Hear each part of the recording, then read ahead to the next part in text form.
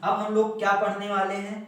अब हम लोग पढ़ने वाले हैं उत्तल दर्पण और अवतल दर्पण के सामने अलग अलग स्थितियों में जब वस्तु रखी जाएगी तो उसका प्रतिबिंब कहाँ बनेगा, कैसा बनेगा, ठीक है, वही देखने वाले हैं। तो उसके लिए हम कुछ चीजें पहले पढ़ते हैं। क्या? एक तो चिन्ह परिपाटी जो कि आपने पढ़ लिया, दूसरा पढ़ेंगे हम लोग, दूसरी आप हेडिंग डाल सकते हो, प्रतिबिंब बनाने के नियम। क्या हेडिंग होगी आपको? आपकी हेडिंग होगी प्रतिबिंब बनाने के नियम।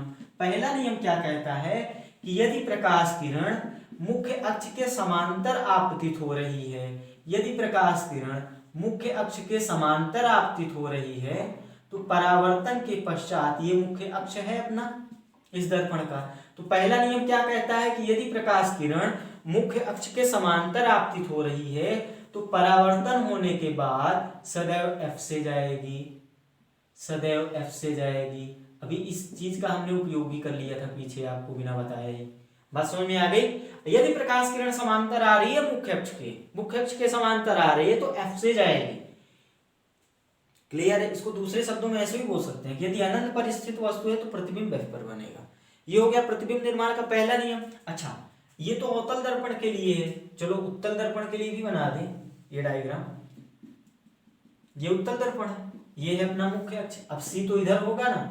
अब देखो, प्रकाश होगा समांतर आपतित, इस साइड से तो प्रकाश आएगा नहीं, क्योंकि ये पेंट वाला भाग है, तो प्रकाश तो इसी दिशा से आएगा।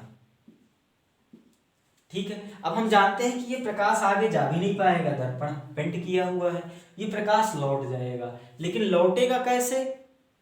उसको पीछे बढ़ाएंगे तो F से काटेगा, ये नियम कह रहा है। तो पहले आप क्या करोगे, F बना लो और इसको इन बिंदुओं को डैश डैश से मिला दो।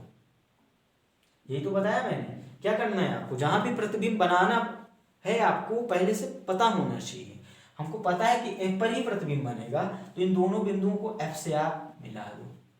मिला दिए, अब इसको आगे इसे बढ़ा दो, इसको आगे इसे बढ़ा दो, बन गया डायग्राम। ये देखो, ये प्रकाश किरणें फैल रही हैं, लेकिन पीछे बढ़ाओगे तो F से जाती हुई प्रतीत हो रही हैं, F पर काट रही हैं, F पर प्रतिबिंब बन रहा है। क्लियर है? दूसरा नियम क्या कहता है, इसी का रिवर्स, मतलब अभी समांतर आई तो F से गई, अब यदि F से जाएगी तो समांतर परावर्तित होगी। क्लियर है? नहीं क्लियर है? रे डायग्राम देखो, ये है अपना अवतल दर्पण। नियम कह रहा है भैया, यदि प्रकाश किरण आप F से डालोगे ना, F से, अरे F से यार, अगर प्रकाश किरण F से डालोगे तो वो परावर्तित होगी मुख्य अक्ष के समांतर। ये नियम है दूसरा। बात समझ में आ गई? दूसरा नियम है ये। अगर हम उत्तल दर्पण के लिए बात कर लें, ये F है इधर, अब आप समझ रहे हो प्रकाश तो इस साइड से ही आएगा और प्रकाश F से जा रहा है, मतलब यहां पर F से जाता हुआ प्रतीत होगा। ये समझना अच्छे से आपको, ये किरण आरेख सारे बनने चाहिए आपसे, तभी तो मजा आएगा रे ऑप्टिक्स पढ़ने का, ये प्रकाश पढ़ने का। रे ऑप्टिक्स मतलब किरण प्रकाश की भी बोलते हैं इसको, है ना। तो यहाँ पे देखो, प्रकाश तो इसी साइड से आएगा, अब अपने को पता कैसे जाएगा, क्योंकि हम ये देख रहे हैं कि भैया F से जा रहा है, तो F से जाता हुआ प्रतीत होगा। अब परावर्तित होगा इस बिंदु से, तो ये हो जाएगा मुख्य अक्ष के समांतर। ये एक किरण बना दी। आप चाहते हो कुछ किरण बनाना, लो बना दो, एक और बना दो, ये गई, अब परावर्तित होके ऐसे लौटी। तो पहला नियम कहता है समांतर भेजोगे तो F से जाएगी, दूसरा नियम कहता है F से भेजोगे तो समांतर से जाएगी। रे डायग्राम्स बना लो, फिर तीसरे नियम पे आते हैं। कर लिए होंगे? तीसरा नियम कहता है भैया अगर C से भेजोगे तो C से ही जाएगी। क्या? C से भेजोगे तो C से जाएगी। कैसे? रे डायग्राम देखते हैं। तीसरा नियम क्या कहता है, ये है अपना अवतल, ये है अपना C। चलो C थोड़ा पास में बना देते हैं।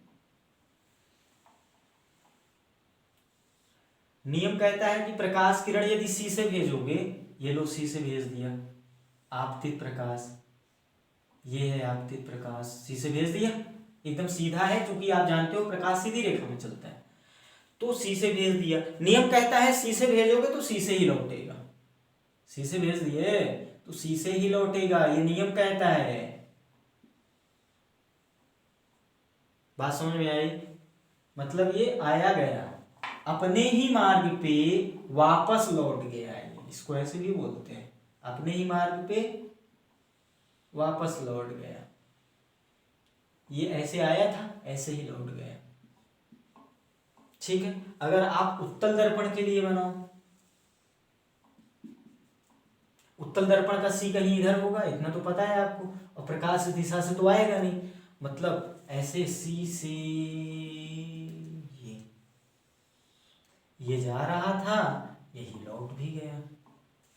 ठीक है, इतना लिख लो, इतना लिख लो। अभी इस पे थोड़ी सी मैं बातें और कर देता हूँ आपको। कर लिए?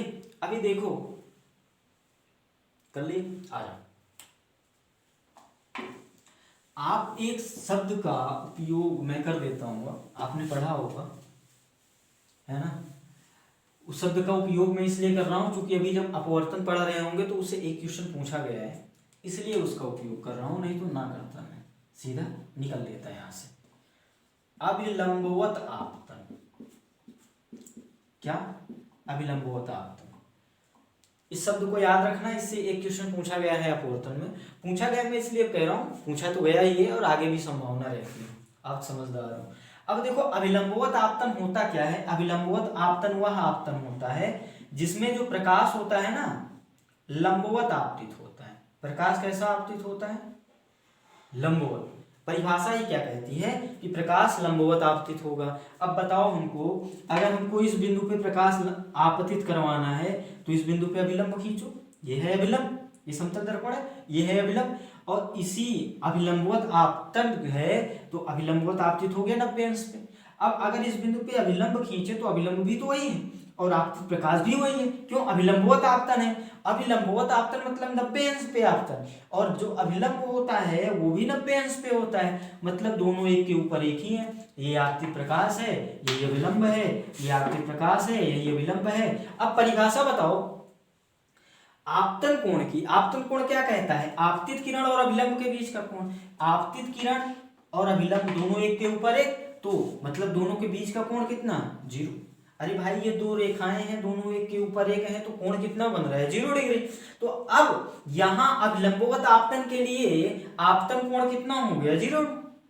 अब आपतन कोण यदि 0 हो गया तो परावर्तन का दूसरा नियम क्या कहता है कि I बराबर R, मतलब यदि I 0 तो R भी 0 होगा। इतनी बात समझ में आई?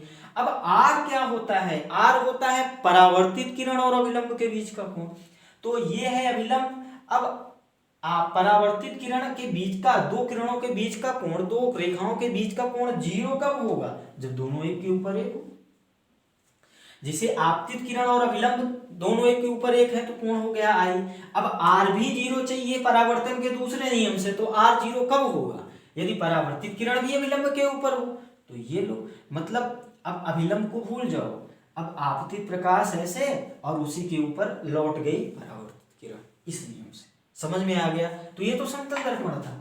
अगर हम बात कर लें गोलीय दर्पण के लिए, चलो अवतल दर्पण के लिए, तो मान लो हमको प्रकाश आपतित करवाना है इस बिंदु पे। इस बिंदु को हमने मान लिया A। इस बिंदु पे हमको क्या करवाना है? प्रकाश आपतित, और अभिलंबवत प्रकाश आपतित करवाना है। कैसे आपतित करवाना है? अभिलंबवत आपतित। तो हमने अभी पीछे आपको बताया कि यदि किसी गोले के किसी भी बिंदु पे आपको अभिलंब चाहिए तो क्या करोगे आप? सी से मिला दो, सी से मिला दी, एकदम सीधा बना, मिलाना है ना आपको। आप जानते हो प्रकाश सीधी रेखा में चलता है। तो अब हमको ये बताओ, आप इस बिंदु के लिए आपतित किरण तो ये हो गई, अभिलंबवत आपतन करवा रहे हैं हम लोग। अभिलंबवत आपतन मतलब 90 अंश पे, 90 अंश मतलब लंब। कैसे मिलेगा? उस बिंदु को केंद्र से मिला दो, मिला दिया, ये हो गया आपतित प्रकाश किरण। अब हमको ये बताओ इस गोले के लिए अभिलंब भी तो यही है, अभिलंब भी, अभिलंब के लिए भी वही करते हैं, आपतित प्रकाश भी वही है, अभिलंब भी वही है, मतलब दोनों एक के ऊपर एक हैं, तो यहाँ आपतन कोण कितना हो गया? 0। तो आपतन कोण यदि हो गया 0 तो परावर्तन के नियम से R भी 0 होगा, और यदि R 0 हुआ r जीरो हुआ तो परावर्तित किरण भी तो अभिलंब के ऊपर से जाएगी, तभी तो r जीरो होगा, तो परावर्तित किरण भी ऐसे ही जाएगी। तो वही ये बोल रहा है कि C से यदि प्रकाश भेजोगे तो C से ही लौटेगा। ये किस गुण के आधार पे बोला इन्होंने? अभिलंबवत आपतन की स्थिति के आधार पे। इसको ऐसे भी बोलते हैं कि जब प्रकाश वक्रता केंद्र से जाता है तो अपने ही मार्ग पे वापस लौट जाता है। ठीक है, कर लो कॉपी। समझ में आ गया होगा जो मैं समझाना चाह रहा। अभिलंबवत आपतन आप ध्यान रखना। इसका एक जुड़वा भाई भी है स्पर्शी आपतन, लेकिन उससे क्वेश्चंस नहीं पूछे गए हैं तो उसको हम यहाँ पे नहीं करेंगे डिस्कस। तो आपने प्रतिबिंब निर्माण के नियम देख लिए, चिन्ह परिपाटी देख ली। अब अगली हेडिंग है अवतल दर्पण के सामने विभिन्न स्थितियों में रखी गई वस्तु के बनने वाले प्रतिबिंब की स्थिति और प्रकृति। मतलब समझ रहे हो आप कि अवतल दर्पण के सामने हम बारी बारी से कई सारी स्थितियों में वस्तु रखेंगे और ये देखेंगे कि उसका प्रतिबिंब कहाँ बन रहा है, कैसा बन रहा है। बात समझ में आ गई? और ये सारे पद आपको याद होंगे तभी किरण आरेख बनेगा, ये मैं पहले ही बोल चुका हूं। तो पहले याद करो, पहली स्थिति क्या है कि वस्तु होगी अनंत पर। वस्तु कहाँ होगी? अनंत पर। अब यदि वस्तु अनंत पर होगी तो प्रतिबिंब कहाँ बनेगा? F पर। ये याद हो गया। पहली स्थिति क्या है? वस्तु अनंत पर तो प्रतिबिंब F पर, मतलब फोकस पर। और अनंत से प्रकाश किरणें समांतर ही मानी जाती हैं, तो ये हो गई आपतित प्रकाश किरणें। अब परावर्तित प्रकाश किरणें F से भेजोगे तभी तो ये एक दूसरे को काटेंगी, और जहां काटेंगी वही हो जाएगा प्रतिबिंब। तो ये हो गया किरण आरेख। किस स्थिति में लिए? किस स्थिति के लिए? जब वस्तु होगी अनंत पे, प्रतिबिंब बनेगा F पे। अब प्रतिबिंब कैसा बनेगा? वास्तविक बनेगा। कैसा बनेगा? वास्तविक प्रतिबिंब होगा।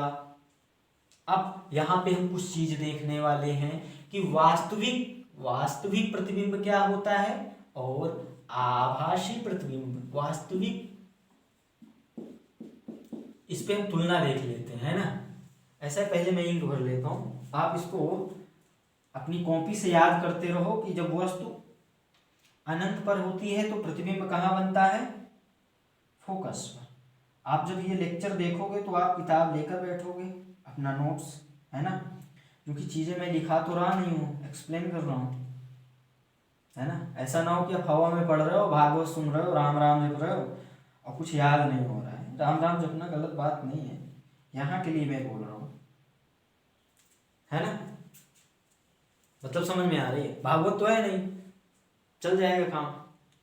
यहाँ पे आपको नोट्स लेके बैठने पड़ेंगे, मेरा मतलब बस इतना है कहने का। और ये है आभासी प्रतिबिंब। तो वास्तविक प्रतिबिंब और आभासी प्रतिबिंब में हम लोग तुलना देख रहे हैं, ये याद भी रखना है आपको, सारी चीजें यहाँ पे क्लियर हो जाएंगी। वास्तविक प्रतिबिंब जो होता है वो दर्पण के सामने बनता है, दर्पण के सामने, या फिर इसी को बोल देंगे वस्तु की ओर। दूसरा नंबर डाल दो ना यार, वस्तु की ओर। देखो इंपॉर्टेंट पॉइंट्स को मैं लिखा भी रहा हूं, है ना। जो चीजें आपको नोट्स के रूप में नहीं मिलेंगी उनको मैं लिखा देता हूँ, जो मिल जाएंगी डेफिनेशंस वगैरह उनको नहीं लिखाता हूँ। तो वास्तविक प्रतिबिंब जो होता है, इसको पूरा लिखना, प्रतिबिंब, वास्तविक प्रतिबिंब दर्पण के सामने बनता है, वस्तु की ओर बनता है। वास्तविक प्रतिबिंब सदैव उल्टा बनता है, सदैव उल्टा बनता है। वास्तविक प्रतिबिंब पर्दे पर प्राप्त होता है, पर्दे पर प्राप्त होता है। और कुछ छूट गया क्या? ये प्रतिबिंब जो है छोटा भी होता है, बहुत ही छोटा होता है। कहाँ पे लिखते हैं, दिखेगा आपको कि नहीं दिखेगा? यहाँ पे लिख दें, ये V नंबर डाल, 5वां नंबर डाल के यहाँ पे आप लिख लेना, बहुत छोटा होता है। अरे बहुत ही छोटा होगा या छोटा होगा या बड़ा होगा या बहुत ही बड़ा होगा, बोलो। इतनी स्थितियां आपको याद रखनी है ना। ये हर जगह यूज होंगी। जब आप दर्पण सूत्र क्वेश्चन लगा रहे होगे वहां भी यूज होंगी, अभी ये जब हम रे डायग्राम्स बनाएंगे वहां भी यूज होगी। तो मैंने सारी चीजें एक साथ ही लिख दी आपको, है ना। अब याद कर लो, वास्तविक प्रतिबिंब कहाँ बनेगा? दर्पण के सामने बनेगा या वस्तु की ओर? वस्तु की ओर का मतलब क्या है? दर्पण का देखो, दर्पण का एक साइड ये हो गया, एक साइड ये हो गया, तो अगर वस्तु इधर तो प्रतिबिंब भी इधर। कब? जब प्रतिबिंब वास्तविक है। तो अगर वस्तु इधर तो प्रतिबिंब भी इधर। कब? जब प्रतिबिंब वास्तविक है। उल्टा बनेगा, वास्तविक प्रतिबिंब सदैव उल्टा बनेगा, ध्यान रखना ये। और अगर ये मैं सदैव सदैव सदैव बोल रहा हूं तो ये ध्यान रखना, यहाँ पे हम लोग वस्तु कैसे ले रहे हैं? वस्तु हम लोग सदैव वास्तविक ले रहे हैं, ध्यान रखना, है ना। पता चला ये चीजें मैं बोल दूं सदैव सदैव के लिए और आप 12th में पढ़ो तो कहो सर ये तो गलती हो गई, क्योंकि 12th का सिलेबस कुछ और है। 12th में हम वस्तु को आभासी भी ले लेते हैं। या यही लेक्चर आप जेईई नीट वाले देखो तो वो बोल दोगे कि ये तो गलत है, सदैव नहीं होगा, ऐसा भी होता है ऐसा भी होता है। तो वो स्थितियां अलग हैं, मैं सिर्फ 10th की बात कर रहा हूं यहाँ पे। तो 10th में हमारी जो वस्तु है ना सदैव वास्तविक होगी, ध्यान रखना। तो अगर सदैव वास्तविक वस्तु है और उसका प्रतिबिंब वास्तविक बन रहा है तो प्रतिबिंब होगा दर्पण के सामने वस्तु की ओर, प्रतिबिंब बनेगा उल्टा। और वास्तविक प्रतिबिंब पर्दे पर प्राप्त होता है। और ये प्रतिबिंब जो है ये तो बहुत छोटा होगा या छोटा होगा, छोटा छोटा दो बार, अच्छा बहुत छोटा होगा या छोटा होगा, बड़ा होगा बहुत बड़ा होगा। ये किससे? वस्तु की तुलना में। वस्तु की तुलना में बहुत छोटा होगा या वस्तु की तुलना में छोटा होगा, वस्तु से बड़ा होगा, वस्तु से बहुत बड़ा होगा। ये सारी स्थितियां खैर किसके लिए हैं? अवतल दर्पण के लिए। क्योंकि अपने सिलेबस में जो वास्तविक प्रतिबिंब बनेगा ना भैया वो सिर्फ अवतल दर्पण बनाएगा। तो यहाँ पे मैं अगर ये बात लिख भी दूं तो बुरा मत मानना, क्योंकि मैं 10th की बात कर रहा हूं। तो यहां मैं अगर लिख भी दूं कि सदैव अवतल दर्पण बनाता है, अवतल, क्या यार हिंदी भी नहीं लिख पाऊंगा, सदैव अवतल दर्पण बनाता है। या सदैव की जगह एक अच्छा सा शब्द मैं लिख दूं, सिर्फ क्या लिख दूं? सिर्फ अवतल दर्पण बनाता है। ये ध्यान रखना, ये 10th के सिलेबस की बात है। कब? जब हम वस्तु को वास्तविक ले रहे हैं। अगर हम वस्तु आभासी ले लेंगे तो ये वाला सेंटेंस हमारा गलत हो जाएगा, क्योंकि अवतल दर्पण आभासी वस्तु के लिए वास्तविक प्रतिबिंब बना देता, सॉरी आभासी वस्तु के लिए प्रतिबिंब वास्तविक बना देगा, उसकी स्थितियां परिस्थितियां भी बदल जाएंगी, आभासी भी बना देगा। नहीं समझ रहे हो आप? तो ये जो मैं लिख रहा हूं यहाँ पे ये आपके सिलेबस की बात है, 10th की बात है, ठीक है। तो अब 10th में जो अपने पास है अवतल, उत्तल और समतल, तीनों ही स्थितियों में हम वस्तु सदैव वास्तविक लेंगे। और अगर हम वास्तविक वस्तु लेंगे तो सिर्फ अवतल दर्पण ही वास्तविक प्रतिबिंब बनाएगा। अगर हम वास्तविक वस्तु ले लेंगे तो उत्तल दर्पण या फिर समतल दर्पण वास्तविक प्रतिबिंब बनाएगा ही नहीं वास्तविक वस्तु के लिए। इसीलिए हमने यहाँ पे सिर्फ अवतल लिखा है, ठीक है। आ जाओ इधर, पर्याप्त बोल दिया मैंने जितना मुझे बोलना था। अब ये जो आभासी प्रतिबिंब है ना ये दर्पण के सामने नहीं, दर्पण के पीछू बनता है, दर्पण के पीछू, या इसको अंदर भी बोलोगे, दर्पण के अंदर बोलते हैं, कहीं पीछे बोलते हैं, आप नाराज मत होना। दूसरा, अब ये देखो वस्तु की ओर ही होता है वास्तविक प्रतिबिंब, लेकिन आभासी प्रतिबिंब जो होता है वस्तु की विपरीत ओर होता है, वस्तु की विपरीत ओर। ये कहीं मैं बोर्ड से बाहर तो नहीं जा रहा हूं, मैं एक बार फिर चेक कर लेता हूं। ओके, तो आभासी प्रतिबिंब के लिए हम बात कर रहे थे। तो आभासी प्रतिबिंब वस्तु की विपरीत ओर बनता है। तीसरी बात यहां उल्टा किए थे, यहां पे सीधा बनेगा। आभासी प्रतिबिंब सदैव सदैव सदैव सीधा बनेगा। पर्दे पर प्राप्त होता है वास्तविक प्रतिबिंब, लेकिन अगर हम आभासी प्रतिबिंब की बात करें तो ये पर्दे पर प्राप्त नहीं होता।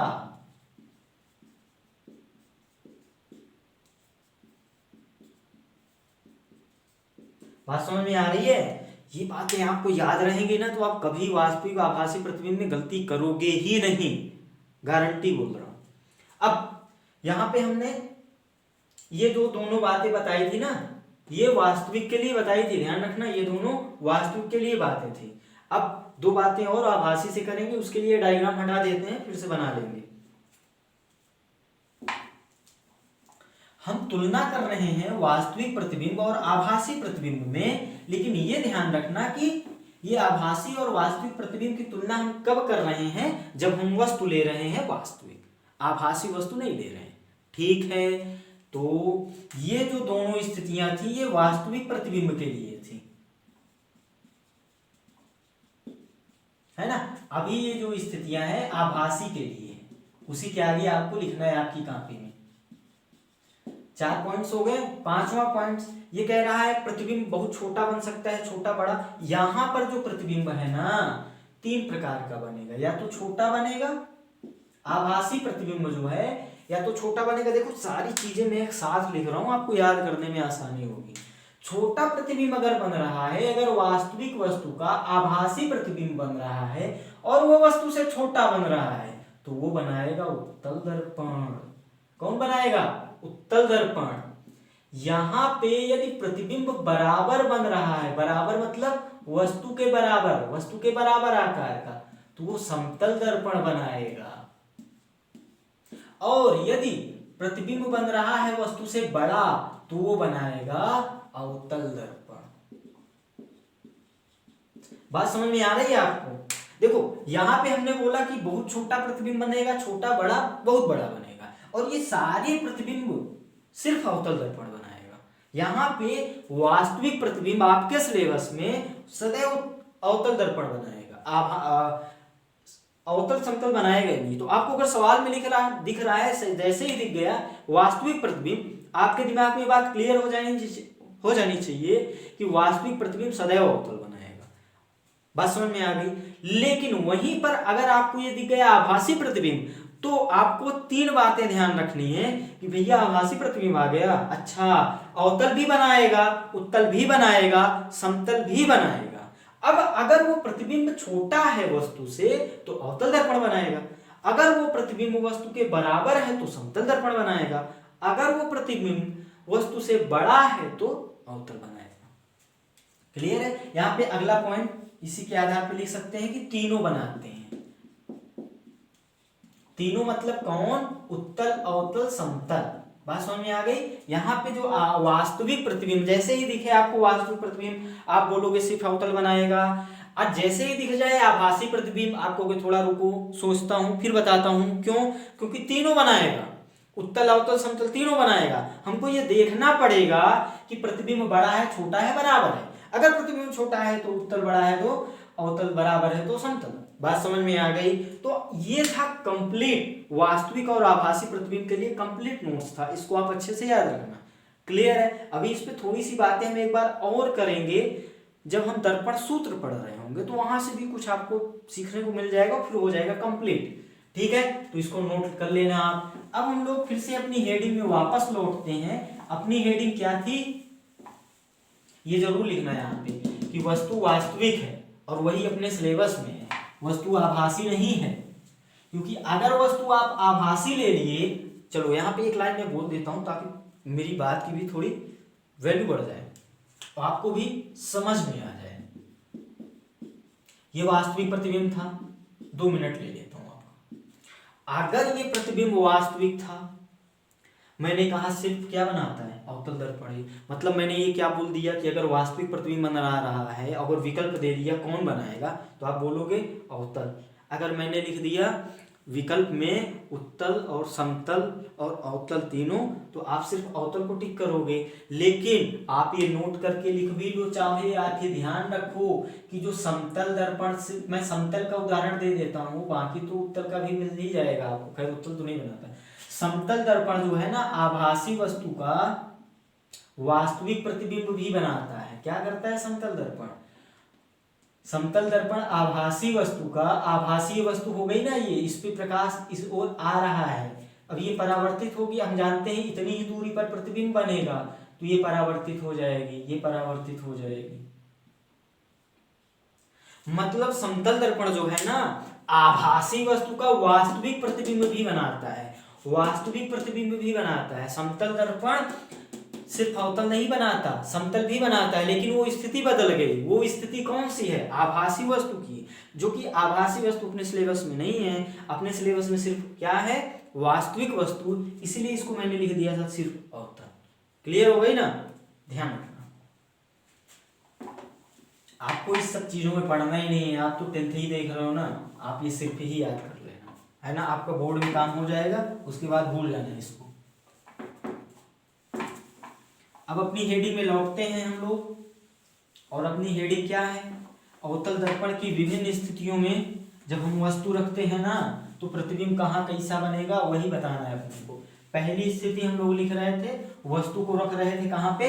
अनंत पे। चलो रख दो वस्तु को अनंत पे, और उससे किरण आरेख बनाओ। ध्यान रखना, किरण आरेख आपसे बनना चाहिए हर वस्तु में, हर वस्तु की स्थिति के लिए, क्योंकि किरण आरेख पूछा गया है। अभी हम क्वेश्चन भी कराएंगे, क्वेश्चंस पूछे गए हैं किरण आरेख के, और बहुविकल्पी में भी पूछे गए हैं कि यदि वस्तु यहाँ होगी तो प्रतिबिंब कहाँ बनेगा। इसलिए ये आपको अच्छे से याद रखना है।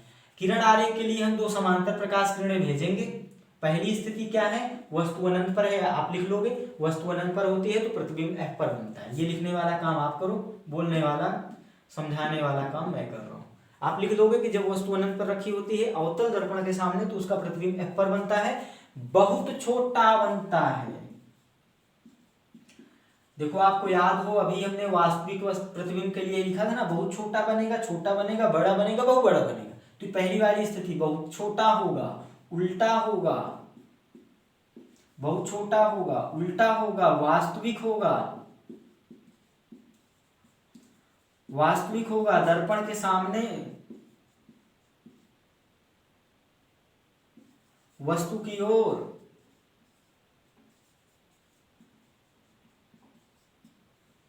बात समझ में आ गई? आप क्या लिखोगे? जब जब जब वस्तु अनंत पर होती है, प्रतिबिंब कहां बनता है? F पर बनता है। आकार बहुत छोटा होता है, उल्टा होता है, प्रतिबिंब वास्तविक होता है, प्रतिबिंब दर्पण के सामने बनता है, प्रतिबिंब वस्तु की ओर बनता है। क्लियर है? अब किरण आरेख के लिए 2 समांतर प्रकाश किरणें, और इन बिंदुओं को F से मिलाओ, ये हो गई परावर्तित, बन गया आपका किरण आरेख। ये आपको याद रखना है। क्लियर? दूसरी स्थिति लिखो, जब वस्तु कहां होगी? अनंत और C के बीच, अनंत और C के बीच।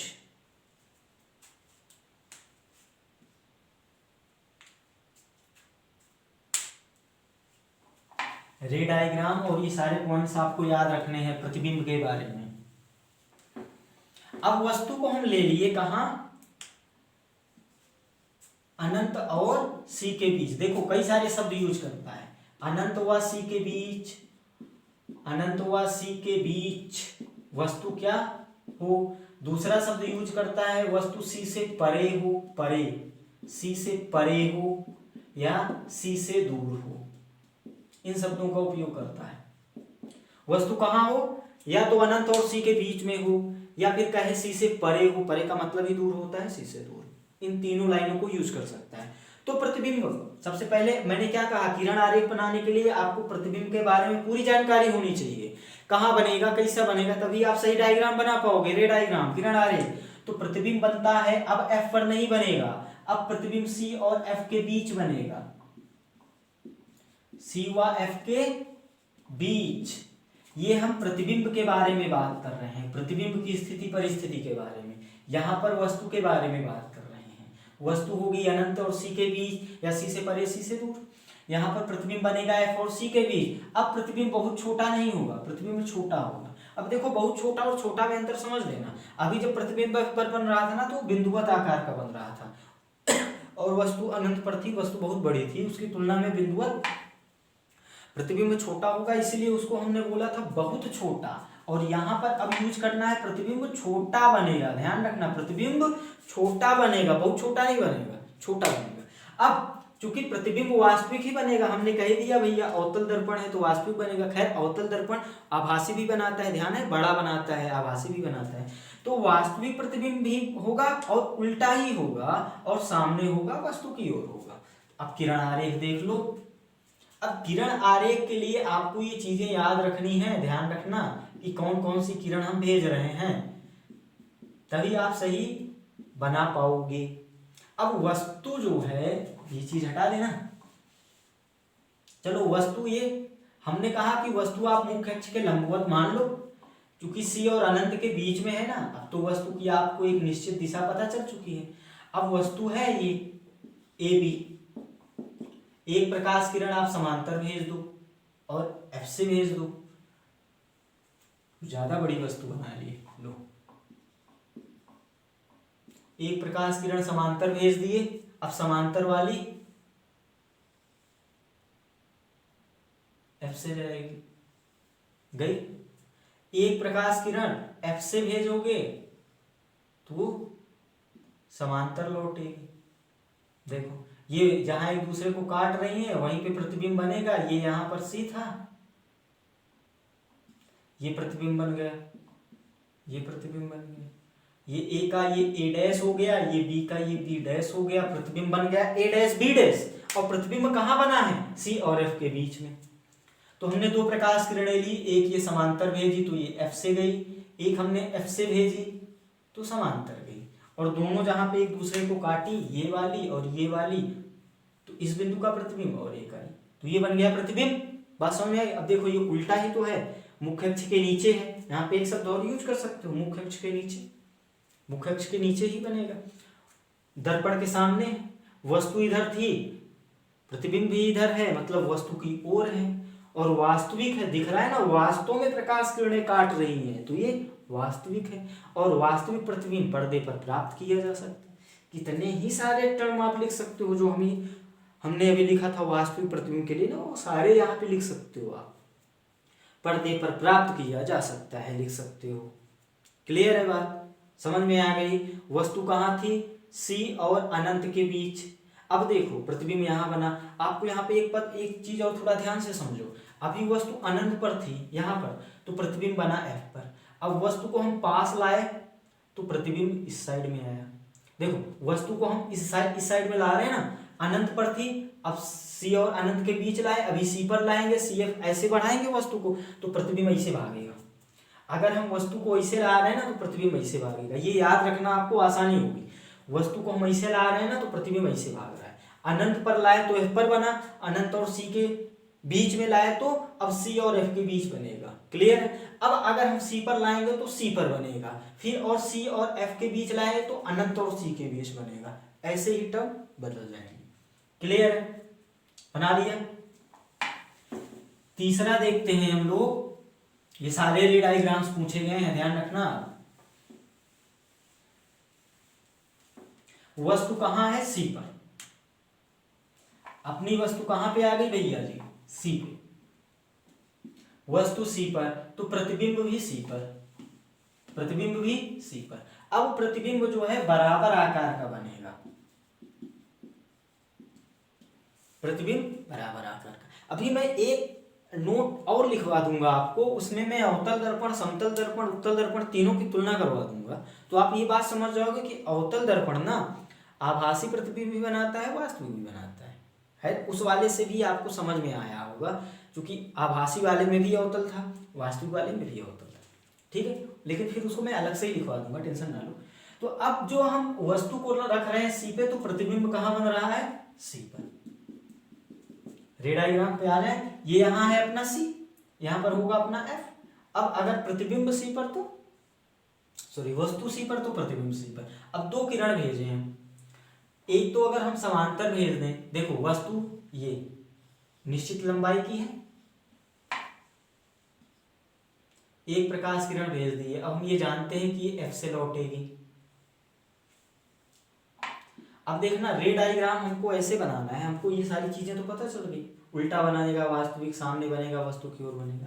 अब रे डायग्राम के लिए एक चीज और आपको पता करना है। अच्छा इतने का बनेगा, इतने का बनेगा, तो इतनी ही लंबाई आप नीचे कर लो, क्योंकि आप जब रे डायग्राम बना रहे होगे ना, साफ सुथरा बने, उसके लिए ये सारी चीजें आपको पहले से कर लेनी। मतलब दोनों प्रकाश किरणें यहीं से गुजारना है आपको परावर्तन के बाद। तो ये जो आप ऐसे कर दे, चूंकि देखो एफ से जाने के लिए तो और भी तिरछा उछा कर सकते हो, तो कोशिश करो कि ये वाली किरण इस बिंदु से जाए, तो रे डायग्राम क्या बनेगा? पहली बार में सही बन जाएगा, बार बार आपको मिटाना नहीं पड़ेगा। क्लियर है? अरे हम तो भाई अपनी मर्जी के लिए एफ को भी शिफ्ट कर लेंगे, अपने पास तो मार्कर है, हटा देंगे। आपके लिए बोल रहे हैं, आप ये चीजें पहले से ही निर्धारित कर लो, रे डायग्राम सही बन जाएगा। लो हमने एफ को ही शिफ्ट कर दिया, अपने को क्या, अपने पास तो मार्कर है, ठीक है। अब हम ये जानते हैं कि एफ वाली प्रकाश किरण समांतर हो जाएगी, एफ से डालेंगे समांतर हो जाएगी, और समांतर वाली प्रकाश किरण जो परावर्तित होगी वो भी इससे जानी चाहिए, मतलब पहले इसको बना लें। पहले अगर परावर्तित प्रकाश किरण को बना लें तो फायदे में रहेंगे। ये लो, ये परावर्तित हो गई, ये परावर्तित हो गई। अब इस बिंदु पे आप एक प्रकाश किरण भेज दो जो एफ से जाए, ये बन गया रे डायग्राम। तो रे डायग्राम ऐसे ही बनाना है, जुगाड़ से। कैसे बनाना है? जुगाड़ से। आपको पता होना चाहिए प्रतिबिंब कहाँ बनेगा, कैसे बनेगा। बराबर आकार का बना है तो बराबर आकार का इतना लंबा ये एक बिंदु मार्क कर लो, फिर इससे भी एक भेज दो, इससे भी भेज दो, फिर आपतित वाली बात में भेज दो। बात समझ में आ गई आपको? कर लो मौके। तो अब देख लो यहाँ पे, जितना लंबा वस्तु उतना लंबा प्रतिबिंब। उल्टा बन रहा है प्रतिबिंब, यहाँ पे वास्तविक बन रहा है। वास्तव में परावर्तित प्रकाश किरणें काट रही हैं दूसरे को, इसलिए वास्तविक बन रहा है। पर्दे पर प्राप्त किया जा सकता है, क्योंकि सभी वास्तविक प्रतिबिंब पर्दे पर प्राप्त किए जा सकते हैं। कॉपी कर लो। अगली स्थिति ले लें। अब देखो, वस्तु को हम आगे दर्पण की ओर बढ़ाते जा रहे हैं और प्रतिबिंब पीछे दर्पण से दूर भागता जा रहा है, ठीक है। अब हम वस्तु को कहाँ रख रहे हैं? सी और एफ के बीच में। कर लो कॉपी थोड़ा सा, है ना। वस्तु को हम लोग कहाँ पे रख रहे हैं? सी और एफ के बीच।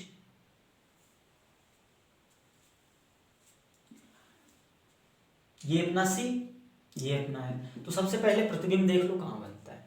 देखो, वस्तु यहां लाए, अभी वस्तु यहां लाए थे, वस्तु यहां लाए थे तो यहां बना प्रतिबिंब। फिर वस्तु यहां लाए तो प्रतिबिंब भी यही बन गया। अब वस्तु यहां लाएंगे तो प्रतिबिंब यहां बन जाएगा। तो ये वस्तु ला दिए हम सी और एफ के बीच, तो प्रतिबिंब कहाँ बनेगा? सी और अनंत के बीच। तो पहले और बड़ा प्रतिबिंब बनेगा। इस बार प्रतिबिंब कहाँ बनेगा? वस्तु कहाँ रख रहे हैं हम लोग? सी व एफ के बीच। प्रतिबिंब कहाँ बन रहा है? सी व अनंत के बीच, या इसी को हम लोग बोल देंगे क्या? सी से दूर, सी से परे। और इस बार बड़ा प्रतिबिंब बन रहा है, ध्यान रखना। अब क्या बनेगा? बड़ा। पहले मैंने बोला बहुत छोटा, फिर बोला छोटा, अब बोला बड़ा। उल्टा ही बनेगा, वास्तविक बनेगा, दर्पण के सामने वस्तु की ओर पर्दे पर प्राप्त किया जा सकता। हमने बड़ा प्रतिबिंब बना दिया। लो, प्रतिबिंब पहले बना लिया। अब क्या करेंगे? हम ऐसे प्रकाश किरण भेजेंगे कि दोनों परावर्तित प्रकाश किरणें इसी से बिंदु से जाएं। तो एक अगर समांतर भेजेंगे तो वो एफ से जाएगी। तो पहले एफ से कुछ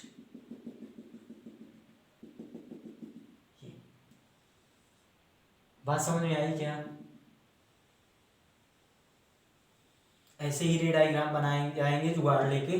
जुगाड़ कैसा होगा? पहले आप इन चीजों को पता कर लो, कहाँ बनेगा, कैसा बनेगा, बड़ा बनेगा, छोटा बनेगा, वास्तविक बनेगा, आभासी बनेगा, उसके बाद हम बनाएंगे। अब दूसरी प्रकाश किरण अगर आप फोकस एफ से भेजोगे तो वो समांतर हो जाएगी, और समांतर वाली कुछ ऐसे ही तो काटेगी लौट के ये। तो आप इस बिंदु पे एफ से भेज दो, इस बिंदु से एफ से भेज दो। थोड़ा कठिन दिख रहा होगा आपको, है ना। ऐसा दर्पण ही बना दिया ना, इस इधर ज्यादा वक्री कर दिया। रे डायग्राम बनाने में यही मिस्टेक होती है ना। तो इसीलिए सारी चीजें आपको अच्छे से क्लियर होगा तो ज्यादा मजा आएगा, आसानी से डायग्राम आपके बन जाएंगे।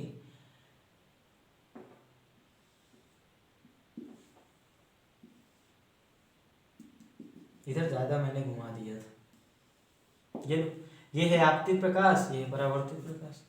बन गया किरण। अरे प्रतिबिंब कहाँ बनेगा? सी अनंत के बीच बनेगा। वस्तु कहाँ है? सी एफ के बीच। प्रतिबिंब बड़ा बनेगा, उल्टा बनेगा, वास्तविक बनेगा, दर्पण के सामने बनेगा, वस्तु की ओर बनेगा, पर्दे की ओर लिया जा सकता है, पर्दे पर लिया जा सकता है। मतलब समझ में आ गई? ये सारे रे डायग्राम्स और ये सारी स्थितियां आपको याद रखनी है। अब देखो, हम वस्तु को ऐसे लाते जा रहे हैं, प्रतिबिंब ऐसे भगता जा रहा है। अब हम रख दिए वस्तु को कहाँ? एफ पर रखेंगे। तो अगला स्थिति क्या होगा? अपनी वस्तु कहाँ पे होगी? एफ पर होगी। प्रतिबिंब कहाँ बनेगा? अनंत पर बनेगा। और प्रतिबिंब अनंत पर जो बनता है बहुत बड़ा बनता है। वस्तु हो या प्रतिबिंब, अनंत की बात करोगे तो बहुत बड़ा होगा, अभी भी उल्टा बनेगा। आप ये पूछ सकते हो कि सर अनंत पर बनेगा हमको पता नहीं चलेगा, तो कैसे कहेंगे उल्टा बनेगा या सीधा बनेगा? वो इसे बोलेंगे क्योंकि अवतल दर्पण की प्रकृति ही है कि अगर वो वास्तविक प्रतिबिंब बनाता है तो उल्टा होता है, इसी आधार पर हम बोल देते हैं उल्टा, है ना। ये स्थितियां हो गई। अब हमको बनाना है रे डायग्राम। तो ये ध्यान रखना, रे डायग्राम के लिए जो चीजें मैं बोल रहा हूँ, सबसे पहले आप प्रतिबिंब के बारे में जानकारी इकट्ठी करो, कहाँ बनेगा, कैसे बनेगा, फिर उस आधार पे आप बना दो। वस्तु को ले लिए हम लोग कहाँ, F पर, ये लो। और प्रतिबिंब आपको पता है समांतर, सॉरी अनंत पर बन रहा है, और अनंत पर बन रहा है, बहुत बड़ा बन रहा है। आपको पता है कि अनंत से प्रकाश किरणें समांतर आएंगी, तो अनंत पर यदि प्रकाश किरणें जा भी रही हैं तो वो भी समांतर ही जाएंगी। बात समझ में आ गई आपको? तो ये था F। तो अब यदि एक प्रकाश किरण हम ऐसे भेजें तो वो F से जाएगी,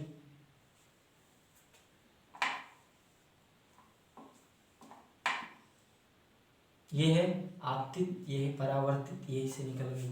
अब आपको ये लग रहा होगा कि कोई एक और प्रकाश किरण ले लो जो इसके समांतर ही लौटे, तभी तो ये एक दूसरे को नहीं काटेंगी। हमको लगेगा अनंत पे कहीं काट रही होंगी, तभी तो पृथ्वी में अनंत पे बनेगा। मतलब अब एक ऐसी प्रकाश किरण भेजना है अपने को जो इसके समांतर लौटे, ठीक है। तो अब अगर हम फोकस से तो भेज ही नहीं सकती, ये जस्ट फोकस के ऊपर रखी, बात समझ में आ रही। अब अगर हम सी की बात करें, सी कहीं यहां पर होगा, देखो। तो अगर हम एक किरण ऐसे खींच, ये हमको लगेगा ना कि ये जो किरण है सी से ही तो जा रही है आखिर, और सी से जाने वाली किरणें सी से ही लौटेंगी, इसके एग्जैक्ट समांतर होना चाहिए। तो ये किरण आरेख हो गया, देखो ये सी से जाने वाली सी से ही लौटेगी, अभी हम पीछे पढ़ चुके हैं। अब ये वाली किरण एक दूसरे के समांतर होनी चाहिए, ये ध्यान रखना, तभी ये एक दूसरे को नहीं काटेंगी, मतलब अनंत पर काटेंगी और प्रतिबिंब बहुत बड़ा बनेगा, अनंत पर बनेगा। कर लो कॉपी, कर लो। फिर हम लोग अगली स्थिति देखते हैं। तो हम लोग देख रहे थे कि जब वस्तु कहाँ पे होगी, F और P के बीच, तो प्रतिबिंब बनेगा दर्पण के पीछे, प्रतिबिंब बनेगा वस्तु से बड़ा, सीधा, आभासी और वस्तु के विपरीत, और पर्दे पर प्राप्त नहीं किया जा सकता, क्योंकि ये आभासी प्रतिबिंब है और आभासी प्रतिबिंब को पर्दे पर प्राप्त नहीं किया जा सकता। हम लोग किरण आरेख देखते हैं। तो किरण आरेख के लिए हम लोग ये जानते हैं कि एक समांतर प्रकाश किरण जो चलेगी वो F से जाएगी। अब चूंकि देखो ये है आभासी प्रतिबिंब, तो आभासी प्रतिबिंब में परावर्तित प्रकाश किरणें वास्तव में काटेंगी नहीं, काटती हुई प्रतीत होंगी। बात समझ में आई? दूसरी प्रकाश किरण जो है, अगर सी, देखो यहां कहीं सी होगा, अब सी ऐसे बनाना है ताकि रे डायग्राम अपना सही बन जाए। इसी में रे डायग्राम में थोड़ी सी समस्या होती है। ये सी,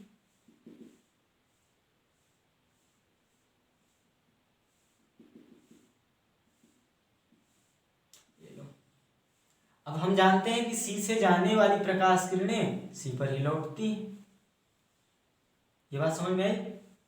ये सी पर ही लौट आई, लेकिन अगर इसको हम पीछे बढ़ाएंगे तो ये किसी बिंदु से आती हुई दिखेगी।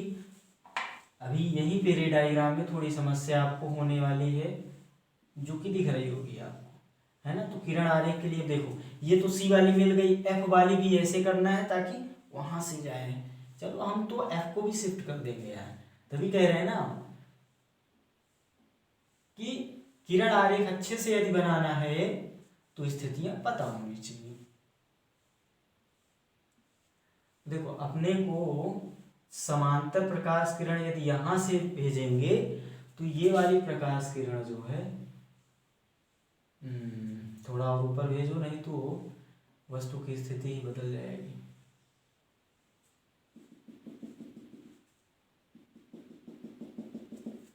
ठीक है, ये हो गई परावर्तित प्रकाश किरण जो F से जा रही है और पीछे से आती हुई प्रतीत हो रही है। तो यहां पे बन गया प्रतिबिंब। देख रहे हो प्रतिबिंब क्या है, बड़ा है, सीधा है, आभासी है, पर्दे पर प्राप्त नहीं किया जा सकता। वस्तु की विपरीत ओर है, वस्तु इस साइड में है तो प्रतिबिंब इस साइड में। कर लो कॉपी, जल्दी से करो।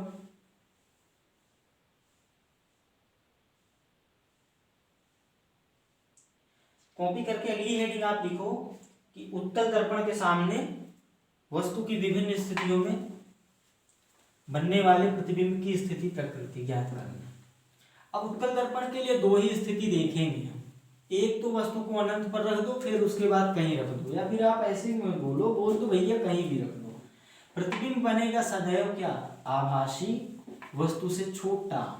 ध्यान रखना, आभासी प्रतिबिंब जब अभी हम पीछे लिखे थे ना, तो उसमें छोटा बड़ा बराबर किए थे। तो बड़ा के लिए तो अवतल था, जो कि यहाँ सिद्ध भी हमने किया, बड़ा अवतल बनाता है, बराबर बनाता है समतल, जो पीछे हम लोग देखे हैं। अब छोटे वाले की बारी, तो छोटा कौन बनाता है, उत्तल। तो पहली स्थिति ले लो उत्तल के लिए कि वस्तु कहां पर है अपनी, अनंत। अब यदि वस्तु है अनंत पर, तो देखो प्रतिबिंब के लिए क्या क्या स्थितियां बोलोगे। एक तो प्रतिबिंब बनेगा आभासी, प्रतिबिंब बनेगा सीधा, क्योंकि आभासी प्रतिबिंब सीधा ही बनेगा, और सीधा और आभासी प्रतिबिंब दर्पण के पीछे। दर्पण के पीछे बोलो अंदर बोलो, एक ही बात है, ठीक है। और वस्तु अगर अनंत पर है तो प्रतिबिंब F पर बनेगा, ये तो जानते हो आप F की परिभाषा से।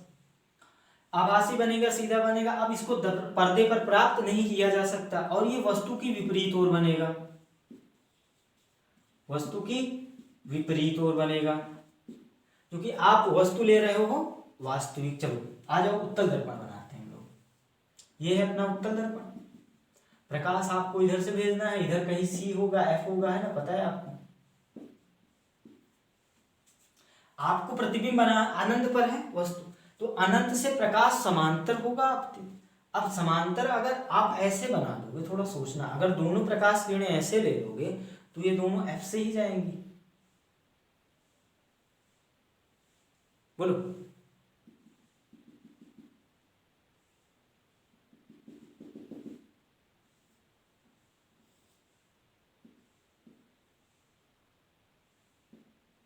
बन गया प्रतिबिंब F पर। तो एक रे डायग्राम तो आप ऐसे बना सकते हो। इसी का दूसरा रे डायग्राम मैं बना देता हूँ, इसको कॉपी कर लो जल्दी से, फास्ट। F पर बना प्रतिबिंब, ठीक है, छोटा बना, वस्तु अनंत पर है, बहुत बड़ा होगा, हटा दें इसको। अब यहाँ पे थोड़ा ये समझना कि ये F की परिभाषा के आधार तो सही है, लेकिन क्या ये इस स्थिति के लिए ये रे डायग्राम सही है क्या? क्योंकि प्रतिबिंब कहाँ गया, छोटा नहीं लिखा क्या, प्रतिबिंब कैसा बन रहा है, छोटा बन रहा है। आपको अगर अवतल वाली स्थिति याद हो, तो जब वस्तु अनंत पर होती थी तो हमने कहा था प्रतिबिंब बहुत छोटा बनता है, F पर बनता है। यहाँ भी प्रतिबिंब बहुत छोटा नहीं बनता, छोटा बनता है, ठीक है, बिंदुवत आकार का नहीं बनता। तो एक तो रे डायग्राम ये हो गया, दूसरा रे डायग्राम हम लोग बनाते हैं,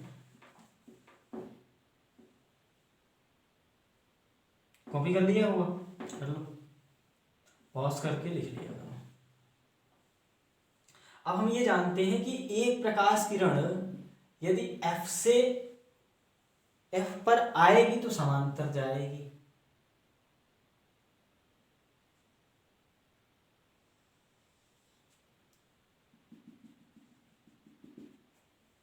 ठीक है। और दूसरी प्रकाश किरण हम जानते हैं कि C पर आएगी तो C पर जाएगी। क्या रे डायग्राम देख ले रहे हैं?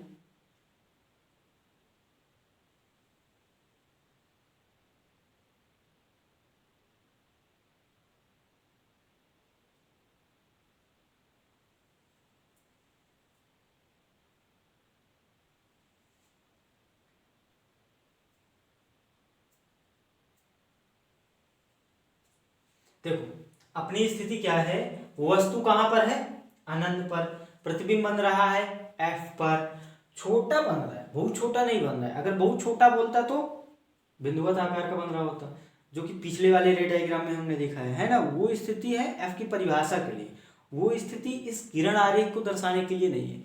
किरण आरेख के लिए ये चीजों को देखो, प्रतिबिंब छोटा बन रहा है, बहुत छोटा नहीं बन रहा है। बहुत छोटा बनता तो बिंदुवत आकार का बनता, जो कि हमने पीछे भी दिखाया था। वो एग्जैक्ट डायग्राम इस स्थिति के लिए नहीं है, वो F की परिभाषा के लिए तो चलो ठीक ठाक है, लेकिन इसके लिए गलत हो जाएगा। तो अब हमको बनाना है क्या, प्रतिबिंब। अब देखो यहाँ पे एक प्रकाश किरण तो हमने भेजा F से, जो कि समांतर लौट गई। अब हम ये जानते हैं कि प्रतिबिंब तो F पर ही बनेगा, प्रतिबिंब जानते हैं ना एफ पर बनेगा, ये लो एफ पे प्रतिबिंब बना दिया। अब जो दूसरी प्रकाश किरण है, दूसरी प्रकाश किरण इस बिंदु से जानी चाहिए। देखो ये वाली तो इसका तो हो गया ना, ये परावर्तित इसका हो गया ये। अब अगर सी वाली भी यहीं से जाएगी तो लो बन जाएगा।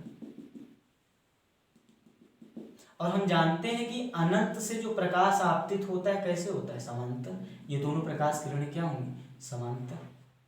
ये सी से आई, सी से ही गई, हमको लगा इस बिंदु से जा रही है, हो गया, बन गया प्रतिबिंब। तो ये होगा किरण आरेख। ध्यान रखना, पहले वाला किरण आरेख एफ की परिभाषा के लिए सही है, इसके लिए सही नहीं है। सही क्यों नहीं है, क्योंकि यहाँ पर प्रतिबिंब छोटा बन रहा है भैया, बहुत छोटा नहीं बन रहा है। अगर बहुत छोटा बन रहा होता तो अनंत पर वस्तु है, बहुत छोटा बनता तो बिंदुवत मान सकते थे, जो कि हम अवतल दर्पण की पहली स्थिति में माने थे।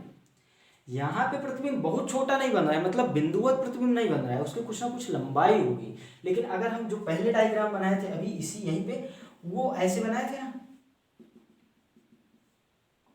ये जो रे डायग्राम है ये एफ की परिभाषा के लिए सही है, ये इस स्थिति का रे डायग्राम नहीं है, इतना ध्यान रखना। कर लो कॉपी इसको। तो ये पहली स्थिति थी, वस्तु कहां पे रखी हमने, अनंत पर।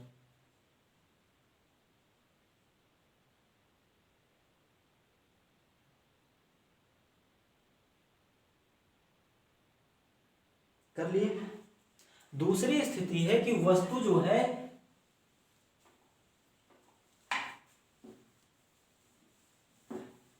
अनंत और ध्रुव के बीच कहीं भी है। अब अनंत पर नहीं है, ध्यान रखना। इसको काहे में बैठ रहे हैं।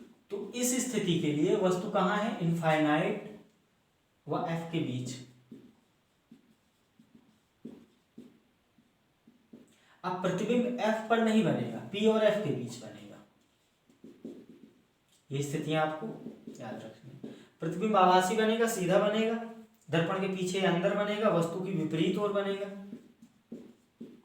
और छोटा बनेगा। उत्तल दर्पण छोटा प्रतिबिंब बनाता है, ठीक है, ध्यान रखना। छोटा प्रतिबिंब ऐसा नहीं कि बिंदुवत हो जाएगा, क्योंकि बिंदुवत प्रतिबिंब जो होगा वो बहुत छोटा होगा, जो कि अवतल दर्पण बनाता है।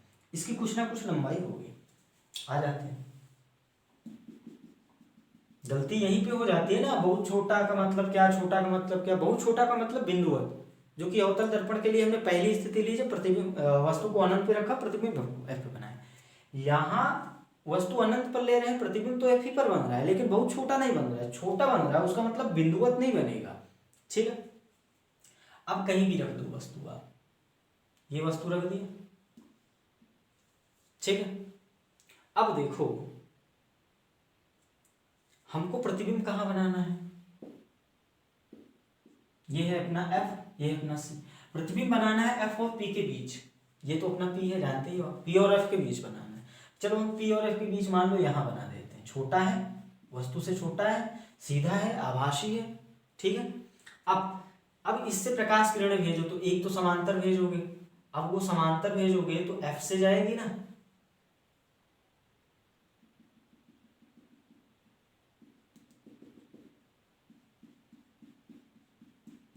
अब ये हो गई, ये परावर्तित हो गई। एक प्रकाश किरण तो मिल गई अपने को, एक प्रकाश किरण और चाहिए, सी से भेजो। यदि सी से भेजोगे तो सी पर ही लौटेगी, और यहीं पे कटान बिंदु होना चाहिए। आप इतना तो समझ ही गए प्रतिबिंब बनाने के नियम से। ये हमने भेजा सी पर, आगे नहीं गया, पिंड पीछे लौट गया, और यहाँ पे काटा, बन गया प्रतिबिंब। तो प्रतिबिंब बन रहा है आभासी, सीधा, छोटा। ध्यान रखना, मैं एक बार फिर बोल देता हूं, छोटा और बहुत छोटा में अंतर है। बहुत छोटा जो है वो बिंदुवत आकार का बनेगा, सिर्फ अवतल दर्पण ही बनाता है और एक ही स्थिति में बनाता है, जब वस्तु अनंत पर होती है। जो छोटा प्रतिबिंब होता है वो अवतल भी बनाता है, उत्तल भी बनाता है। अवतल यदि आपको याद हो तो कब बनाता था, जब वस्तु सी और अनंत के बीच होती थी। उत्तल कब बनाता है, वस्तु कहीं भी रख दो, वास्तविक वस्तु कहीं भी रख दो, अनंत पे रखोगे तब भी छोटा बनाएगा, ठीक है। अनंत और पी के बीच कहीं भी रखोगे तब भी छोटा बनाएगा। अब इस छोटे का मतलब होगा कि वो बिंदुवत नहीं होगा, उसकी कुछ ना कुछ लंबाई होगी।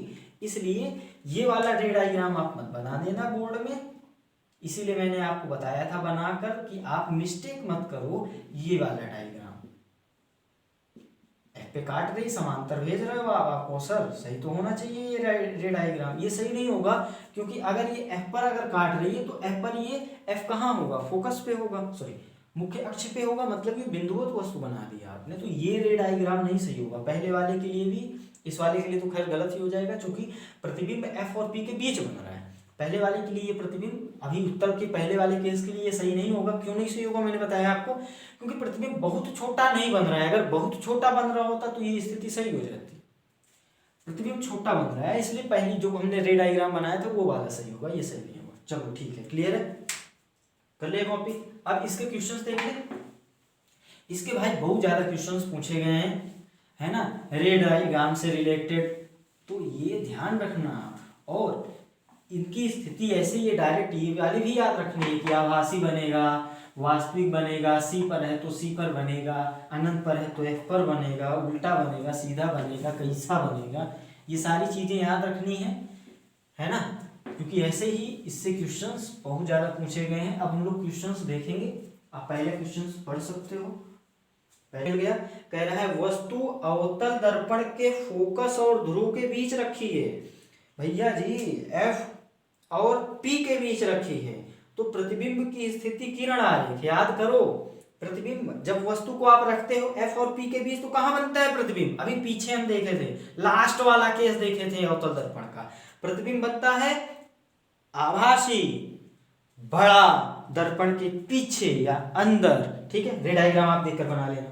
अगला क्वेश्चन देखें, कह रहा है अवतल दर्पण के ध्रुव और फोकस के बीच रखी हुई प्रतिबिंब का किरण आरेख। पढ़ लिया क्वेश्चन, अवतल दर्पण के फोकस ध्रुव, और वही क्वेश्चन फिर से रिपीट किया, देख रहे हो ना कितना ज्यादा पूछ रहा है। अगला क्वेश्चन, एक अवतल दर्पण से वस्तु का प्रतिबिंब वास्तविक और बड़ा बनाने के लिए, अब फंस जाओगे यहां पे आप, वास्तविक। अब देखो इस क्वेश्चन के एक एक शब्द को पढ़ो और उसको लिखो, तब मजा आएगा करने में। क्वेश्चन को पढ़ो। सबसे पहले मिला आपको अवतल दर्पण, क्या मिला, अवतल दर्पण, लिख लो। कुछ लोगों का तो आंसर आ गया होगा, बड़ी अच्छी बात है। अवतल दर्पण, फिर मिला आपको प्रतिबिंब जो है वास्तविक है। प्रतिबिंब कैसा है, वास्तविक है और बड़ा है। अब किरण आरेख आपको बनाना है। याद करो मैंने बार बार ये कहा कि जब भी वास्तविक प्रतिबिंब बोले तो बनाएगा सिर्फ अवतल दर्पण। ये देख लो अवतल दर्पण दिया भी। फिर हमने कहा कि अवतल दर्पण वास्तविक प्रतिबिंब क्या क्या बनाता है, या तो बहुत छोटा बनाता है, या तो बहुत छोटा बनाता है, या ऐसे याद करो आप, जैसे मैं ये लिख रहा हूं, बहुत छोटा छोटा, फिर बड़ा, फिर बहुत बड़ा, और फिर लास्ट में फिर बड़ा। बहुत छोटा छोटा बड़ा, बहुत बड़ा फिर बड़ा, इस क्रम को आप याद कर लो, याद हो जाएगा। बहुत छोटा छोटा बड़ा, बहुत बड़ा फिर बड़ा। अब ये कब है, वस्तु है अनंत पर, वस्तु है अनंत पर, वस्तु है कहां पर, अनंत और सी के बीच, वस्तु है या बड़ा, वही तो मैं कह रहा हूं, कुछ मिस्टेक कर रहा था, या बराबर है,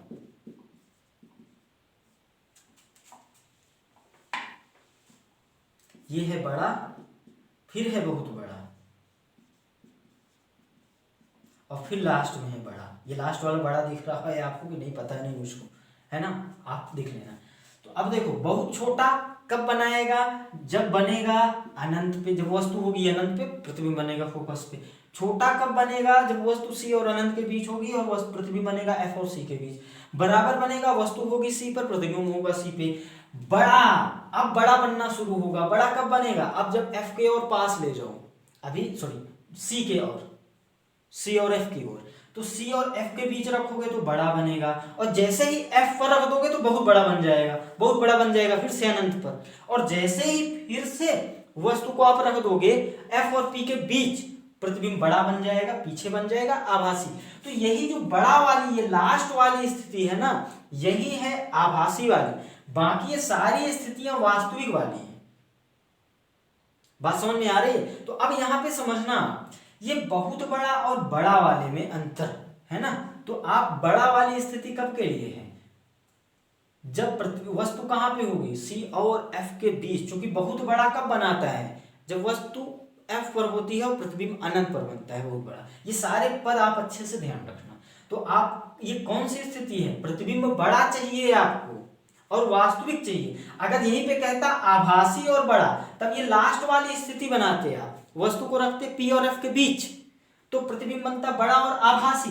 लेकिन कह रहा है वास्तविक और बड़ा, तो वास्तविक के लिए ये ऊपर के 3 केस हैं, सॉरी 3 तो 5 केस हैं, और 5 में भी ये बड़ा वाला कब है, जब वस्तु को आप सी और एफ के बीच रखोगे, क्योंकि बराबर के बाद बड़ा आएगा, और बराबर के बाद ये ऑर्डर सेम याद रखना, बराबर के बाद बराबर आता है सी पर, तो अब बराबर के बाद सी और एफ के बीच, तो वो वाला रे डायग्राम आप बना लेना। क्लियर है?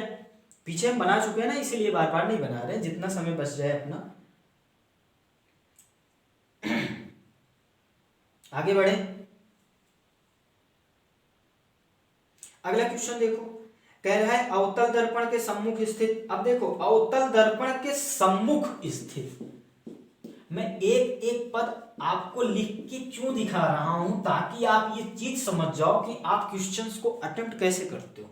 सम्मुख स्थित पद, सॉरी सम्मुख स्थित वस्तु। अब दर्पण के सामने ही स्थित है अगर वस्तु, तो वस्तु अपने आप कैसी हो गई, वास्तविक। इन पदों को समझो आप और पकड़ो।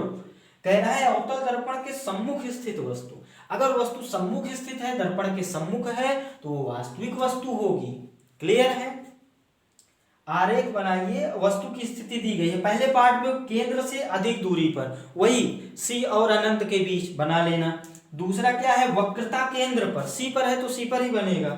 तीसरा है वक्रता केंद्र और एफ के बीच, अभी पुराने वाले सवाल में यही तो पूछा था, वक्रता केंद्र और सी के बीच प्रतिबिंब बड़ा बनेगा, बहुत बड़ा नहीं बनेगा, बड़ा बनेगा, उल्टा बनेगा, वास्तविक बनेगा। और फिर लास्ट में क्या है, फोकस और दर्पण, फोकस और दर्पण के बीच, फोकस और दर्पण के बीच क्या है, या फोकस और ध्रुव के बीच, एक ही बात है, इसको भी ध्यान रखना। दर्पण और फोकस के बीच, फोकस और ध्रुव के बीच कर लोगे। सारे पार्ट हमने पीछे करा दिए हैं, आपको सिर्फ किरण आरेख बनाना है और प्रतिबिंब कहाँ बनेगा, कैसा बनेगा, सारा चीज पीछे हो चुका है। अब अगला सवाल देखो, बहुविकल्पी क्वेश्चन है। कह रहा है अवतल दर्पण के फोकस पे रखी वस्तु का प्रतिबिंब कहाँ बनेगा, अनंत पे। जब वस्तु को फोकस पे रखते हो तो प्रतिबिंब कहाँ बनता है, अनंत पे। ये वाला बहु बड़ा बनता है अनंत पे, वास्तविक उल्टा। कोई दर्पण किसी भी वस्तु का प्रतिबिंब सदैव सीधा बनाता है। अब देखो यहां पे, जैसे ही प्रतिबिंब सीधा मिला आपको, प्रतिबिंब कैसा मिला आपको, सीधा, आप तुरंत सोचोगे कि सीधा प्रतिबिंब सदैव आभासी होता है। क्या सोचोगे आप, सीधा प्रतिबिंब सदैव आभासी होता है। अब आप आभासी प्रतिबिंब, सीधा प्रतिबिंब सोच लिए, अब तुरंत आप ये सोचोगे कि तीनों प्रतिबिंब बनाते हैं, सिर्फ क्या तीनों दर्पण ये बनाते हैं। अभी मैंने लिखा था ना आभासी प्रतिबिंब में, जब आभासी और वास्तविक की तुलना कर रहा था तो लिखा था मैंने तीनों दर्पण बनाते हैं। लेकिन याद करो कि अवतल दर्पण सिर्फ एक ही स्थिति में बनाता है, सिर्फ एक स्थिति में आभासी प्रतिबिंब अवतल दर्पण बनाता है। ये लास्ट वाली स्थिति कब, जब वस्तु को आप दर्पण और ध्रुव के बीच, सॉरी दर्पण और एफ के बीच या ध्रुव और एफ के बीच रखते हो, तभी अवतल दर्पण आभासी प्रतिबिंब बनाता है, नहीं तो वो कभी नहीं बनाता है। ठीक है? लेकिन उत्तल दर्पण, अभी पीछे आपने पढ़ा, वस्तु को कहीं भी रख दो, अनंत पे रख दो, फिर अनंत और एफ के बीच कहीं भी रख दो, अनंत और पी के बीच कहीं भी रख दो, उत्तल दर्पण सदैव बनाता है। और हमने अभी पीछे समतल दर्पण पढ़ा, हमने बोला कि समतल दर्पण भी सदैव आभासी प्रतिबिंब बनाता है वास्तविक वस्तु के लिए।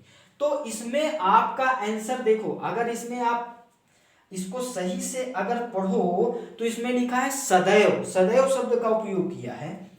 कोई दर्पण किसी भी वस्तु का प्रतिबिंब सदैव सीधा बनाता है। तो ये अवतल की बात करें तो ये गलत हो जाएगा, क्योंकि ये सदैव नहीं बनाता।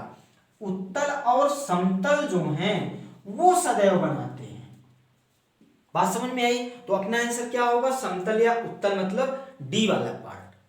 क्लियर है? अगर अगर अगर अगर यहां पे एक विकल्प ऐसा होता है जिसमें अवतल आप चुन सकते थे, बाकी विकल्प गलत होते तो आप अवतल भी कर देते, तो वो शब्द सदैव हटा देता वहां से, क्योंकि अवतल दर्पण सदैव आभासी प्रतिबिंब या सीधा प्रतिबिंब नहीं बनाता, वो सिर्फ एक ही स्थिति में बनाता है जब वस्तु F और P के बीच रखी होती है और प्रतिबिंब बड़ा बनता है, आभासी बनता है, सीधा बनता है। क्लियर है? अगला क्वेश्चन करो, इनमें से कौन सा दर्पण वस्तु से छोटा और आभासी, फिर से आ जाओ इस पे, हमने आपका इतना ज्यादा समय इसीलिए लिया है, इसको डिटेल में इसीलिए अच्छे से बताया है, आभासी की वास्तविक की तुलना भी इसीलिए की है ताकि ये क्वेश्चंस आप गलत ना करो।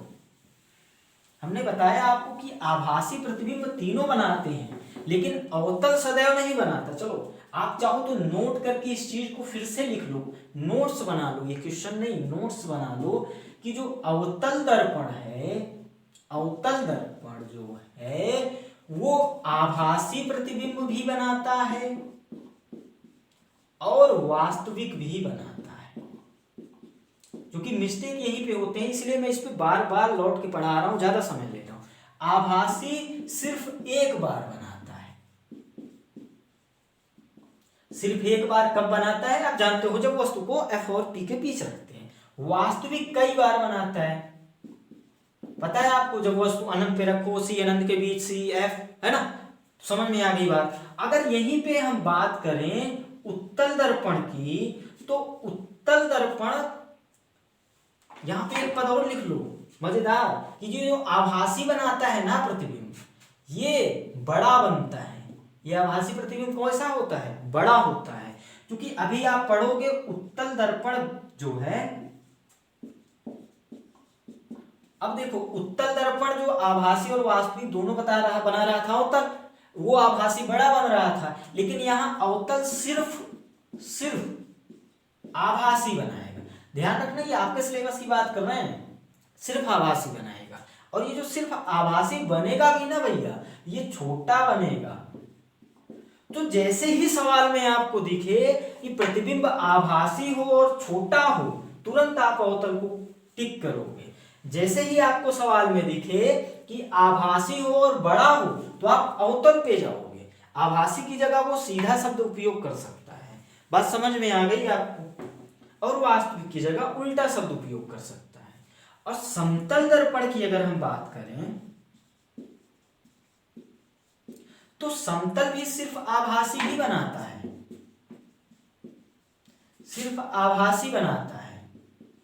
और ये जो आभासी होता है ये बराबर आकार का होता है। तो अब देखो यहां से कई सारे क्वेश्चंस बन सकते हैं।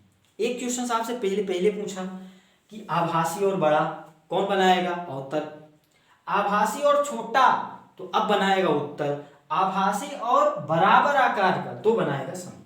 क्लियर है? इसको नोट को लिख लेना और याद रखना।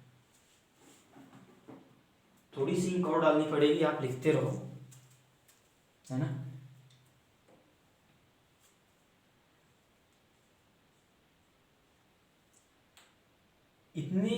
इतनी चीजें हमने बोल दी हैं कि अब आप कंफ्यूज नहीं होंगे कि कौन सा दर्पण कौन सा प्रतिबिंब बनाता है। वास्तविक और आभासी में कंफ्यूज मत होना, क्योंकि अभी अभी वास्तविक और आभासी पे एक बार फिर से अपने को कमेंट करना पड़ेगा। जब हम लोग दर्पण सूत्र के फॉर्मूले से सवाल लगा रहे होंगे तो वहां भी पूछता है ना सवाल के बाद स्थिति प्रकृति बताओ, तो अपने को बताना पड़ेगा कि प्रतिबिंब जो है उल्टा सीधा आभासी सीधा कैसे बन रहा है। अगला क्वेश्चन देखते हैं लोग। तो इसका आंसर क्या था इस सवाल का? इस सवाल का आंसर था उत्तल दर्पण, क्योंकि उत्तल दर्पण ही आभासी और सीधा प्रतिबिंब बनाता है। क्लियर है? छोटा और आभासी और सीधा एक ही शब्द है। एक ही शब्द का मतलब है कि आभासी है तो सीधा होगा, सीधा है तो आभासी होगा। क्लियर है? अगला क्वेश्चन देखो, उत्तल दर्पण के सामने रखी वस्तु का प्रतिबिंब बनता है। विकल्प देखो, वस्तु पर, दूसरा विकल्प दर्पण के सामने वस्तु की स्थिति से दुगुनी पर। भाई दर्पण के पीछे बनता है सदैव, उत्तल दर्पण का प्रतिबिंब कहां बनता है? दर्पण के पीछे। विकल्प डी सही है। उत्तल दर्पण से प्रतिबिंब सदैव बनता है वक्रता केंद्र और फोकस के बीच, पहला। दूसरा विकल्प वक्रता केंद्र और अनंत के बीच, और तीसरा ध्रुव और फोकस के बीच। अभी आपने बताया था ना जब हम लोग पढ़ रहे थे, तो उत्तल दर्पण प्रतिबिंब सदैव ध्रुव और फोकस के बीच बनता है। कहां बनता है? ध्रुव और फोकस के बीच। तो देख लो कौन सा विकल्प सही है, ध्रुव और फोकस के बीच, तीसरा विकल्प सी सही है। अगला क्वेश्चन देखो, किसी वस्तु का वस्तु से बड़ा और आभासी प्रतिबिंब, आभासी और बड़ा कौन बनाएगा, अवतल। अगला क्वेश्चन देखो, एक उत्तल दर्पण की फोकस दूरी 15 सेंटीमीटर है, फोकस दूरी आपको दी गई है 15 सेंटीमीटर, ठीक है, अवतल उत्तल दर्पण की। ये सारे शब्द आप लिख लोगे जब सवाल सॉल्व करोगे तो ये आपको अच्छे से मजा आएगा। उत्तल दर्पण लिखते ही आपके दिमाग में ये बात आए कि प्लस का 15 होना चाहिए।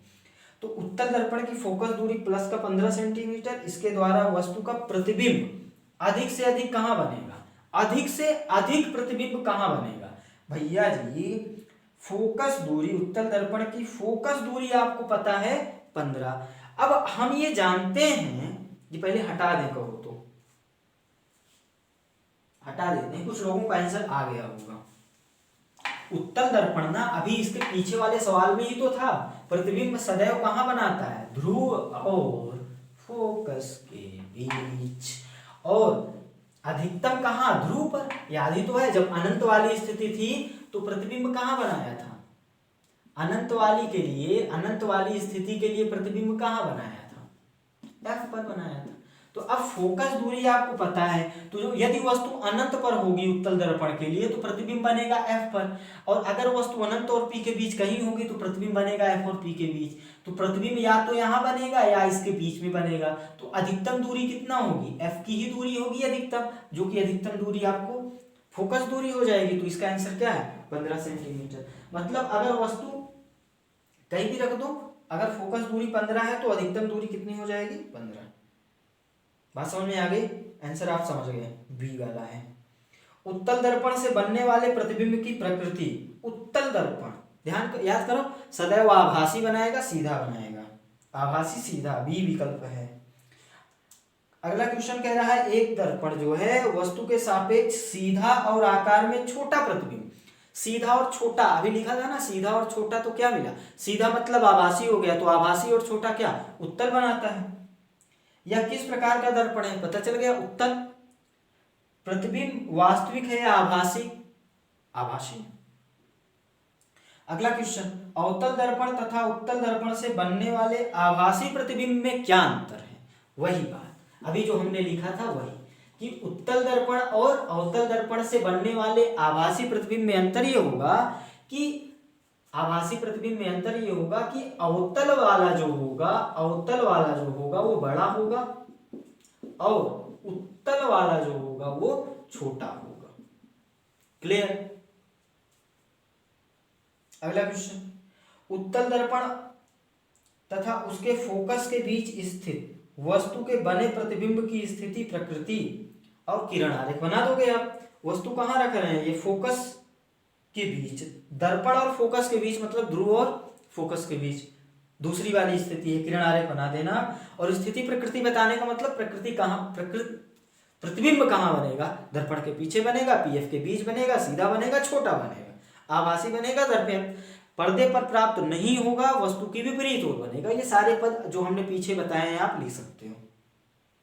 अगला क्वेश्चन है, अवतल दर्पण की फोकस दूरी, इसमें अवतल दर्पण है, इस वाले सवाल में क्या है, अवतल दर्पण है और उसकी फोकस दूरी दिया है कितना, 10 सेंटीमीटर। आप माइनस चाहो अपने से लगा दो।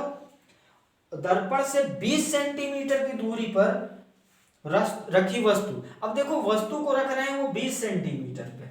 आप इस सवाल को ना दर्पण सूत्र से भी कर सकते हो, लेकिन मैंने इसको यहां पर इसलिए किया क्योंकि आप इसको बिना पेन उठाए सॉल्व कर लोगे, बिना दर्पण का सूत्र लगाए सॉल्व कर लोगे। कितनी दूर बनेगा, देखो जो वस्तु की दूरी होती है उसको हम यू से लिखते हैं, इतना पता है आपको, हमने 20 लिख दिया। अब वस्तु तो वास्तविक ही है, सामने रखी है इसलिए तो माइनस लगा दिया। अभी ये माइनस प्लस आगे देख लेंगे, टेंशन ना लो। अब ये बताओ आपको, थोड़ा ध्यान से देखो तो ये f का दूना ही तो है 20, 10 का दूना ही तो होता है 20। मतलब आप ये जानते हो कि उत्तल दर्पण के लिए, सॉरी अवतल दर्पण के लिए या किसी भी दर्पण के लिए है, उत्तल या अवतल हो, फोकस दूरी और वक्रता त्रिज्या के संबंध f = r/2 आप जानते हो, ठीक है। तो अब अगर आपको फोकस दूरी पता है 10 और पूरी दूरी अगर ये वस्तु रखा है 20 पर तो ऑटोमेटिक ये सी ही तो हो गया। अरे यार ये 20 इसका दूना आप इस फार्मूले से, मतलब वस्तु कहाँ पे रखी है, सी पे, और ये आपको इनडायरेक्टली बेवकूफ बना रहे हैं। ये चाह रहे हैं कि आप दर्पण का फॉर्मूला लगा के वहां से v का वैल्यू निकालो। आपको निकालने की आवश्यकता ही नहीं है, क्योंकि वस्तु कहाँ रखी है, सी पर। सीधा बोल तो प्रतिबिंब कहाँ बनेगा, सी पर बनेगा, उल्टा बनेगा, वस्तु के बराबर बनेगा, वास्तविक बनेगा। क्लियर है।